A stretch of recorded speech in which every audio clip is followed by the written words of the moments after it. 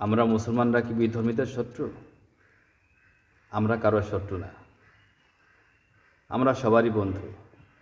আমরা প্রত্যেকটা ধর্মের মানুষের পরে সহনশীল, যত্নশীল। আমাদের দেশে, আমাদের এই বাংলাদেশে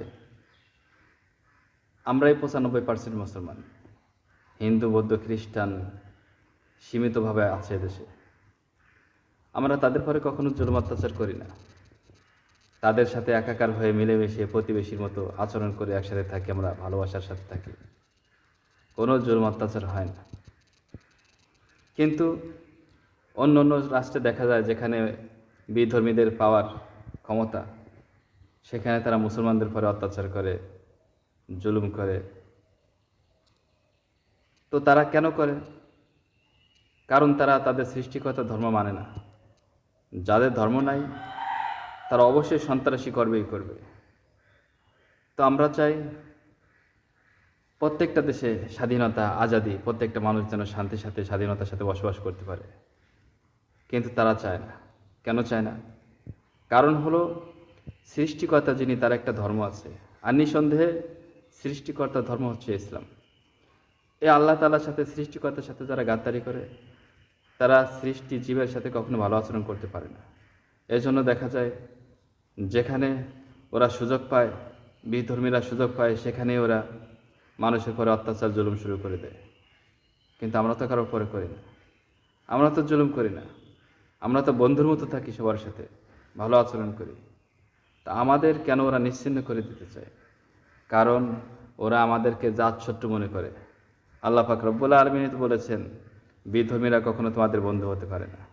আসলে মালিকের কথাই সত্য। ওরা যদি আমাদের বন্ধু হতো, তাহলে আমরা যেরকম ওদেরকে বুকে টেনে নিই, ওরা আমাদেরকে বুকে টেনে নিত। কিন্তু ওরা বুকে টেনে যদিও নেয়, আমরা নিলে বুকে আসে। কিসের জন্য আসে? সেফ থাকার জন্য। যদি আমরা আক্রমণ করি, কিন্তু আমরা তো আক্রমণ করি না, আমরা তো অন্তর থেকে ওদেরকে টেনে নিই। আর ওরা অন্তর ভিতরে ফাঁক রাখে যে হ্যাঁ, আমরা যদি সুযোগ পাই তাহলে মুসলমানের বাচ্চাদেরকে নিশ্চিহ্ন করে দেবো। আজকে আমাদের বাংলাদেশেও এরকম কিছু গোষ্ঠী আছে। কুড়িগ্রামে তো শুনছেন 50 বছর ধরে গরু জবাই করতে দেয় না, দাঙ্গা হাঙ্গামা লাগাই দেয়। তো আমাদের বাংলাদেশে যদি এরকম হয়, আর অন্য অন্য রাষ্ট্রের কথা তো আরও বলা লাগে না। এমন আমাদের বাংলাদেশে এমন হিন্দু আছে যে এই জমিনে বসে কয়েক বছর আগে মনে আছে ইসকনের সদস্যরা ডক্টর অ্যাডভোকেট সাইফুল ইসলামরে জবাই করেছিল। তো এই জমিনে বসেও এখনও পর্যন্ত ওরা মুসলমানদেরকে নিশ্চিহ্ন করে দিতে চায়, এমন হিন্দু এই দেশে আছে। কিন্তু আমরা তো ওদেরকে এখনও পর্যন্ত আগলে রাখি, আপন মনে করি, ওদের মন্দির পাহারা দিই, ওদের ঘরবাড়ি পাহারা দিই, ওদের আমরা সেভ করি, সেভে রাখি। কিন্তু ওরা চায় আমরা যেন নিশ্চিহ্ন হয়ে যাই, ধ্বংস হয়ে যাই, আর ওরা সারা পৃথিবীর রাজত্ব করবে। আরে ভাই, আমরা মুসলমান, আমরা তোমাদের পরে অত্যাচার জুলুম করব না। কিন্তু আমরা সবসময় স্বাধীনতার পক্ষে, আজাদির পক্ষে। আর আজাদির পক্ষে যারা থাকে তাদের বিজয় সবসময়ই হয়। হয়তো জুলুম তোমরা করবা, আমাদের রক্ত যাবে, জীবন যাবে, সেই রক্তের পরে, জীবনের পরে সারা পৃথিবীতে আমরাই রাজত্ব, আমাদের মুসলমানদেরই রাজত্ব হবে ইনশাআল্লাহ।